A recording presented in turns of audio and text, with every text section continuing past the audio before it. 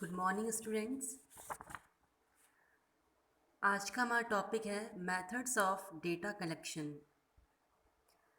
तथ्य संकलन की विधियाँ। इससे पहले वाले वीडियो में हमने पढ़ा था कि स्टैटिक्स की मीनिंग क्या है, उसका डेफिनेशन क्या है, और स्टैटिक्स में का जो कार्य था उसमें सबसे पहला ही कार्य हमने पढ़ा था तथ्यों का संकलन करना। अब हमें देखना है कि तथ्यों का संकलन किस प्रकार से किया जाता है। इसकी दो विधियाँ हैं। एक तो हमें तथ्य होते हैं,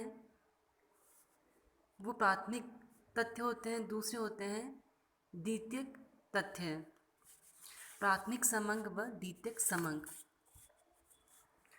जो प्राथमिक समंक होते हैं वह अनुसंधानकर्ता द्वारा पहली बार आरंभ से अंत तक बिल्कुल नए सिरे से एकत्रित किए जाते हैं। हमें कोई शोध करना है, कोई रिसर्च करनी है, तो उसके लिए जो हमें डेटा चाहिए वो हमें फील्ड में जाके खुद ही लेना होगा, वो हमें कहीं से उपलब्ध नहीं होगा। तो उसकी जो प्राइमरी डेटा है उसको हमें खुद जाके अनुसंधानकर्ता खुद फील्ड में जाके उसे इकट्ठा करेगा। उसके लिए उसकी अनेक विधियां हैं जो हम आगे पढ़ेंगे। और दूसरा प्रकार का जो तथ्य है वो होता है सेकेंडरी सोर्सेज, द्वितीय समंक। द्वितीय समंक वह होते हैं जो पहले ही अन्य व्यक्तियों या संस्थानों द्वारा एकत्रित व प्रकाशित किए जा चुके हैं और अनुसंधानकर्ता केवल उनका प्रयोग करता है। ये जो तथ्य होते हैं वह पहले ही से किसी के द्वारा खोजे गए हैं और उनको प्रकाशित किया जा चुका है। कई बार ये प्रकाशित नहीं भी होते हैं, तो पहले से ही हमें उपलब्ध होते हैं, सिर्फ हमें इन्हें देखना होता है, तो वह द्वितीयक समंक कहलाते हैं। देखा जाए तो द्वितीयक समंक जो होते हैं वो हमें आसानी से मिल जाते हैं। इसमें हमें समय भी कम खर्च होता है और ये हमारे लिए आसान होता है इससे रिसर्च करना। जबकि प्राइमरी डेटा हम कलेक्ट करते हैं तो उससे हमें खुद जाना पड़ता है, उसमें हमें समय भी लगता है, काफ़ी लंबा टाइम लग जाता है उसमें कलेक्ट करने के अंदर। गलतियां होने के चांसेस बहुत आते हैं, कई बार इसमें हमें खुद पक्षपात भी कर देते हैं।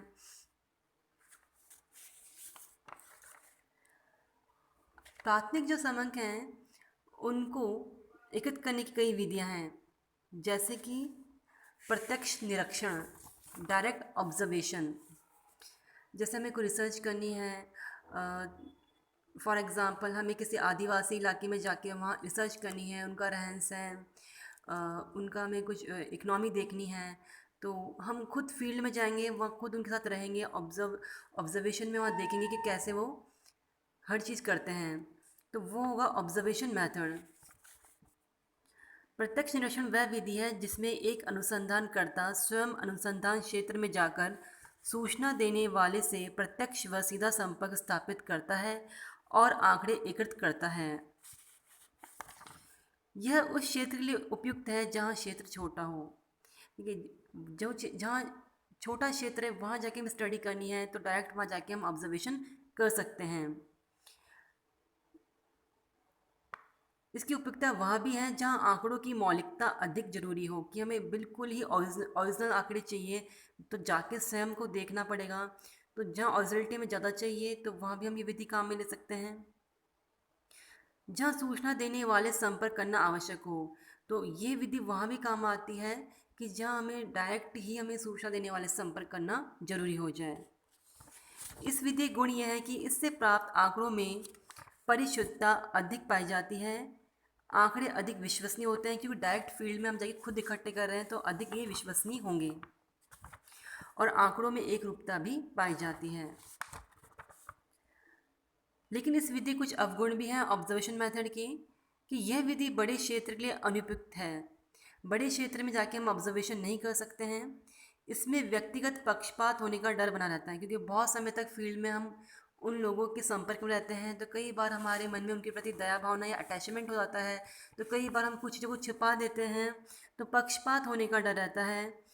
और क्योंकि हमें वहाँ रहना पड़ता है बहुत लंबे टाइम तक, तो इसमें श्रम शक्ति व धन का अधिक प्रयोग होता है और अधिक समय भी लगता है, तो ये इस विधि के अवगुण भी हैं।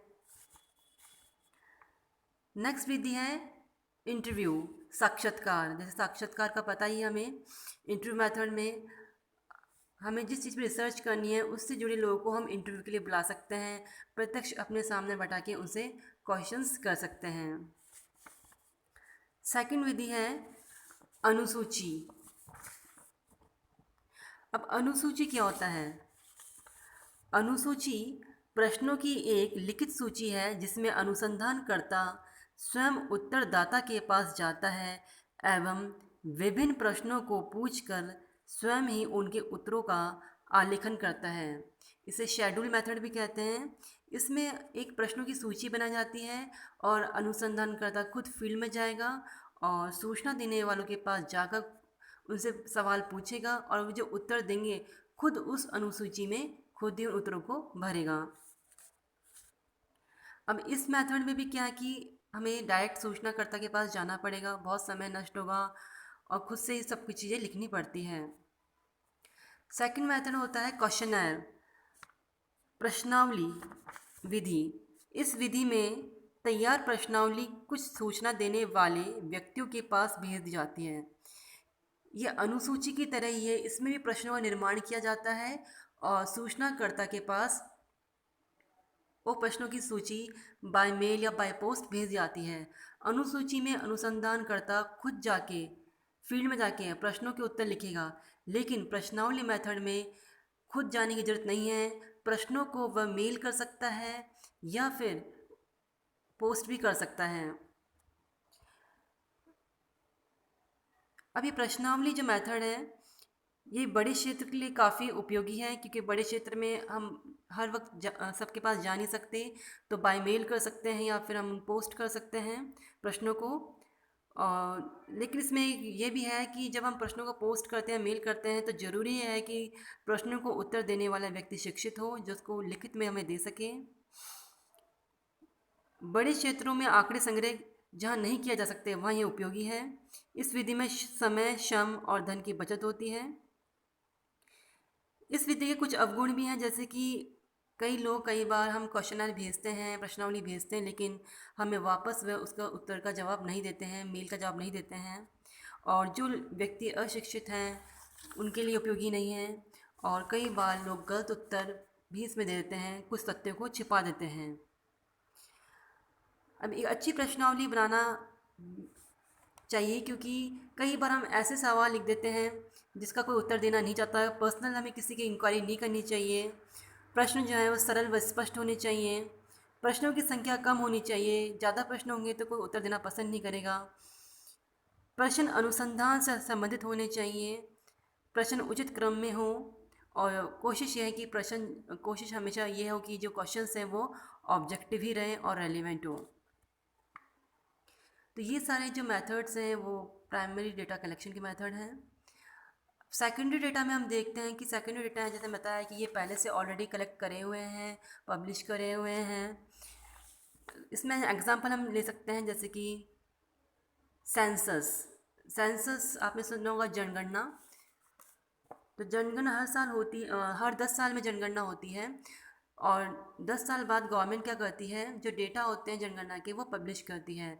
तो हमें चाहे बेरोजगारी के हो, चाहे लिटरेसी के हो, या और भी जो आंकड़े होते हैं शहरी ग्रामीण जनसंख्या के, तो वो 10 साल में जो डेटा कलेक्शन होता है वो हमें गवर्नमेंट रिपोर्ट से मिल जाता है सेंसस का। कई गवर्नमेंट पब्लिकेशंस हैं, कई अंतर्राष्ट्रीय प्रकाशन होते हैं, पत्र पत्रिकाएँ होती हैं, सरकारी अभिलेख होते हैं, बहुत सारे शोध ग्रंथ होते हैं जिनसे हम आंकड़े इकट्ठे कर सकते हैं। मतलब पहले वाले जो प्रकाशित आंकड़े उनसे हम इंफॉर्मेशन ले सकते हैं। तो इनमें हमारे लिए कम मेहनत लगती है, समय की बचत होती है और जल्दी हमें इसमें डेटा मिल जाते हैं। तो आज हमने देखा है कि डेटा कलेक्शन के मेथड क्या होते हैं, सेकेंडरी डेटा क्या होते हैं और प्राइमरी डेटा क्या होते हैं, और प्राइमरी डेटा किस प्रकार से इसके मेथड से इन्हें कलेक्ट करने का।